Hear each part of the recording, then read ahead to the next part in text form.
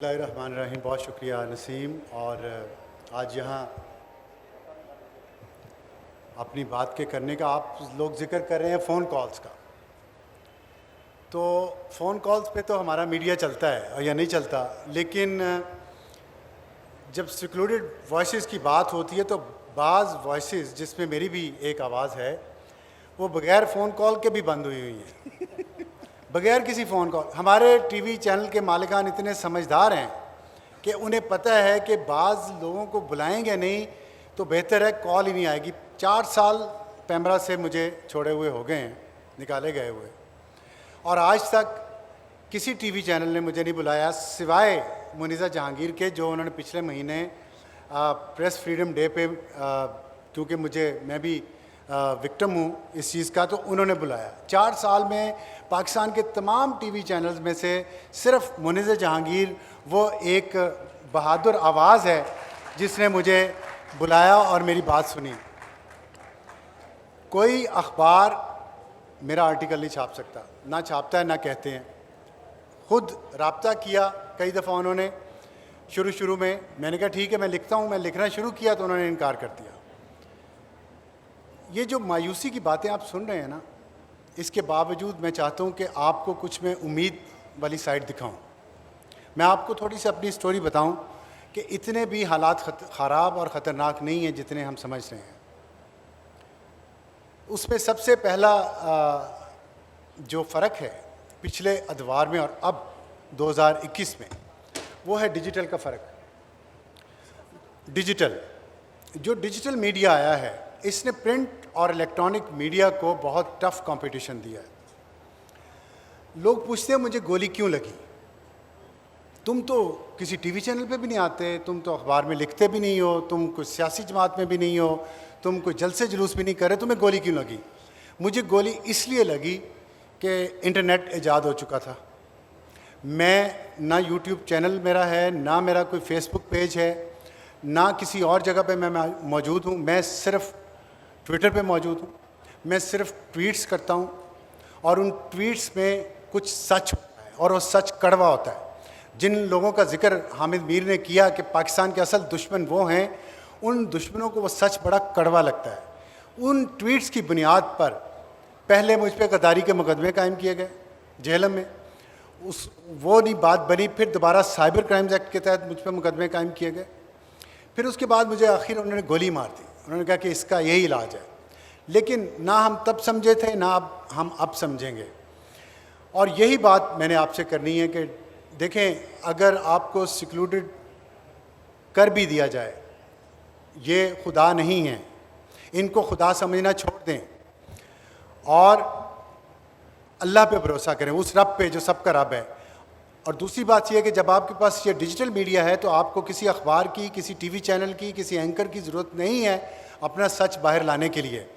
आपको ये digital media आपकी आवाज़ को, आपके सच को हर जगह फैला देगा। आप देख लें, जनरल आसिम बाजवा के बारे में किसी टीवी चैनल ने कोई शो किया उसकी करप्शन के बारे में? वो अरबपति जर्नैल है। किसी टीवी चैनल ने एक प्रोग्राम किया, किसी ने एक ट्रांसमिशन चलाई? नहीं चलाई। लेकिन डिजिटल मीडिया पे वो खबर ब्रेक हुई, डिजिटल मीडिया ने उसका एहतसाब किया और आखिरकार उसको अपने दोनों ओहदे छोड़ के इस मुल्क से फ़रार होना पड़ा। ये ताकत है डिजिटल मीडिया की और ये ताकत है सच की। इसी सच की ताकत को मैं आपको थोड़ा और एक बात करना चाहता हूं कि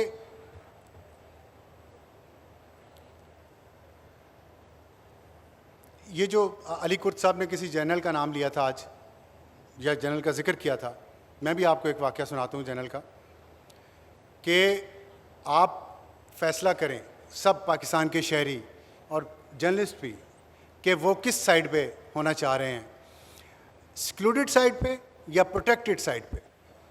जब मैं पैमरा के चेयरमैन था तो उस वक्त आमिर लियाकत एक एंकर होते थे, वो बड़े चहेते हैं। उन्होंने कल, आज सुबह मैं सुन रहा था उनका, किसी को इंटरव्यू में कह रहे थे मेरा तो वो बचपन से ख्याल करते हैं। अब बचपन से जिनका वो ख्याल कर रहे थे, मैं आपको एक वाक़या सुनाता हूँ जो सच्चा वाक़या है और मेरे सामने हुआ है, इसलिए मैं उसकी गवाही दे रहा हूँ कि उन्होंने पाकिस्तान के तमाम जो आज़ादी पसंद सहाफ़ी थे, जो सिविल सोसाइटी की स्ट्रॉन्ग वॉइसेस थी, उनके ख़िलाफ़ उन्होंने प्रोग्राम शुरू कर दिए बोल टीवी पे 2017 में। उन सब के ख़िलाफ़ कुफर के फतवे, गद्दारी के फतवे और दुश्मनाम तराजी गालियाँ, उनकी फैमिलीज़ के बारे में बकवास और अखलाक से गिरी हुई बातें की, तो पैमरा को कंप्लेंट्स आईं 26 लोगों की। पाकिस्तान के प्रोमिनेंट जर्नलिस्ट, उसमें तलत भी था, हामिद मीर भी था, उसमें नजम सेठी थे, उसमें मीर शकील रहमान था, शाहजेब खानज़ादा था, बहुत सारे लोग थे, इम्तियाज़ आलम थे। और उन्होंने सब ने ये शिकायत की कि ये इंसाइटमेंट टू वायलेंस है, ये हमारी ज़िंदगियों को ख़तरे में डाल रहा है, इस पर पैमरा एक्शन ले। पैमरा ने उनका प्रोग्राम बंद कर दिया। वो हाई कोर्ट में चले गया और हाई कोर्ट से उनको, मैं मुअज़्ज़ज़ जज साहबान का ये फंक्शन है उसमें, लेकिन फिर भी कहना चाहता हूँ, हाई कोर्ट ने लेकिन पैमरा के फ़ैसले को अपहोल्ड किया। वो सुप्रीम कोर्ट में चले गए हमारे इस अपील के ख़िलाफ़। इसी दौरान जनरल फैज़ हमीद ने मुझे कॉल किया। उन्होंने कहा मैं आपसे मिलना चाहता हूँ। मैंने कहा जी आपको ज़रूर तशरीफ़ लाएँ, आपको ज़रूरत है मिलने की, आप मेरे दफ्तर तशरीफ़ लाएँ, मैं हाज़िर हूँ। वो तशरीफ़ लाए और मैंने अपने पैमरा के जितने हमारे डीजीज़ थे उनको सबको अलर्ट किया। मैंने कहा कोई नेशनल सिक्योरिटी के इश्यूज़ होंगे, डिस्कस करते हैं क्या पैमरा को करना पड़ेगा, करना चाहिए, क्या इश्यूज़ हैं। हमने पूरी तैयारी करके बैठे तो जो मेजर इशू आया हमारे सामने अनफॉर्चुनेटली वो ये था कि आमिर लियाकत को कुछ ना कहें।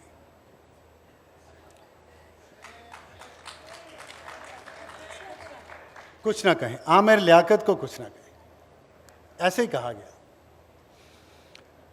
खैर मैंने कहा जी ये तो नहीं हो सकता। वो तो काउंसिल ऑफ कंप्लेंट में केस चला गया। काउंसिल ऑफ कंप्लेंट, तलत भी उसमें कंप्लेनेंट थे उसमें, और तलत ने जो कंप्लेंट लिखी थी उसके अल्फाज अभी भी मेरे दिल पे नक्श है। इसकी ज़ाती बातें इसलिए मैं करना नहीं चाहता, लेकिन बहुत दुखी दिल से इसने वो कंप्लेंट की थी, इसको याद होगा। तो मैंने कहा जी ये तो नहीं हो सकता। बहरहाल वो चले गए। उसके बाद सुप्रीम कोर्ट में केस चला गया हमारा और आमिर लियाकत पे पाबंदी जारी थी। तो honourable chief justice Saqib Nisar साहब वो केस को बनफ से नवीस सुन रहे थे और मैं वहाँ पे आर्ग्यू कर रहा था in favour of ban on Aamir Liaquat. हमें बहुत उम्मीद थी कि हमारा केस बड़ा मजबूत है और हम बड़े अच्छे आर्गूमेंट्स दे रहे थे। तो अचानक चीफ जस्टिस साहब ने, ऑनरेबल चीफ जस्टिस साहब ने कहा कि अभी ब्रेक है, ब्रेक से वापस आके हम फैसला सुना देते हैं। वो ब्रेक पे चले गए। हम बड़े खुश थे कि ये फैसला पैमरा का जारी रहेगा और इस पे जो भी काउंसिल ऑफ कंप्लेंट का फैसला होगा वही फाइनल होगा। जज साहब और उनका मुअज़्ज़ज़ बेंच ब्रेक से वापस आए तो उनका मूड बदला हुआ था। उन्होंने आते ही कहा कि आमिर लियाकत पे पाबंदी हटा दी है हमने, आमिर लियाकत प्रोग्राम करेगा। और उन्होंने पैमरा को उसी वक्त पाबंद किया कि आपकी, उन्होंने ये तो नहीं कहा कि आपकी ये सज़ा है, लेकिन हमें तो सज़ा ही लगी। उन्होंने कहा आप लोग रोज़ाना आमिर लियाकत का प्रोग्राम देखेंगे, इसका ट्रांसक्रिप्ट बनाएंगे और उसके ट्रांसक्रिप्ट की कॉपी और उसकी वीडियो रोज़ाना आप सुप्रीम कोर्ट में फ़ाइल करेंगे। हम फैसला करेंगे कि ये ठीक काम कर रहा है कि नहीं कर रहा। इंसाफ का बोलबाला। ये आज हमारे मुअज़्ज़ज़ चीफ जस्टिस साहब फरमा रहे थे कि इस मुल्क में हुक्मरानी है कानून की। ये कानून की हुक्मरानी की मैंने आपको एक मिसाल दी है। उसके बाद आमिर लियाकत साहब ने फिर वही काम शुरू कर दिया। बहरहाल हमारा उस पर काम ख़त्म हो गया।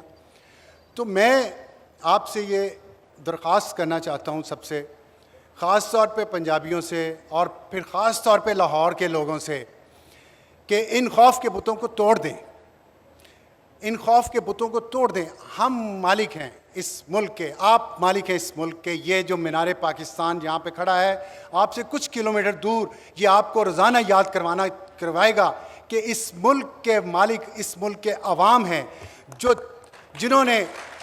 जिन्होंने 23 मार्च 1940 को यहाँ करारदाद पाकिस्तान पेश की थी। उस वक्त इस मुल्क की अदलिया और इस मुल्क के जर्नैल ब्रिटिश राज के साथ थे। वो इस मुल्क में करारदाद पास करने वालों में नहीं थे। वो हमें नहीं बता सकते कि हुब्बुल वतनी क्या है। काजी फाइज ईसा के वालिद हमें बता सकते हैं, क्योंकि वो उन करारदाद पास करने वालों के साथ थे।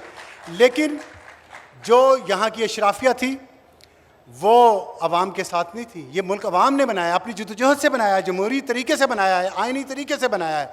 इसीलिए इस मुल्क को हिफाजत भी अवाम ही कर सकते हैं, आइन ही कर सकता है, जमहूरियत का निज़ाम ही कर सकता है। कोई जज, कोई जर्नैल, उसको ये हक़ नहीं है कि वो आइन की लाइन क्रॉस करे या वो जो आइन में उसको इख्तियारात दिए गए उससे तजावुज़ करे, या वो उन लोगों को प्रोटेक्ट करे जो हम पे गोलियाँ चलाते हैं, जो हमारी आज़ादी को सल्ब करते हैं, जो अपने आप को एहतसाब से बालातर समझते हैं।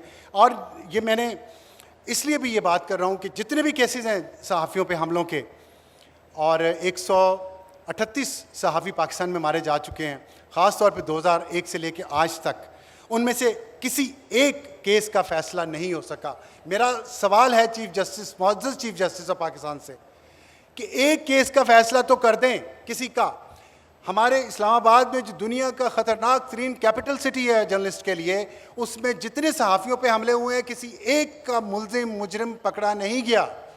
क्या ये बाइस शर्म नहीं है हमारे निज़ाम इंसाफ के लिए और हमारे प्रोसिक्यूशन के सिस्टम के लिए और हमारी पुलिस के लिए? फिर आप कहते हैं यहाँ सहाफ़त आज़ाद है, यहाँ आज़ादियाँ हैं।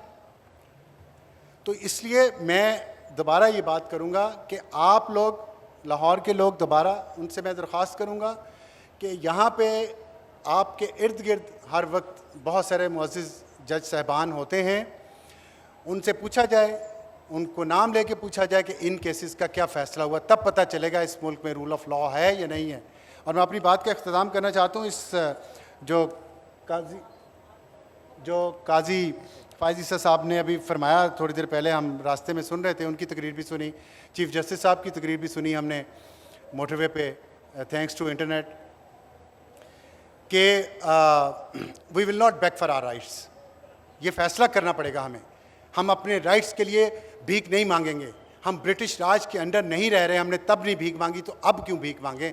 हमारे टैक्स पेयर्स के पैसे से यहाँ ये मुल्क का निज़ाम चलता है। जब हम टैक्स देते हैं तो हम अपने राइट्स भी मांगेंगे और उन राइट्स की हिफाजत भी करेंगे इंशाअल्लाह।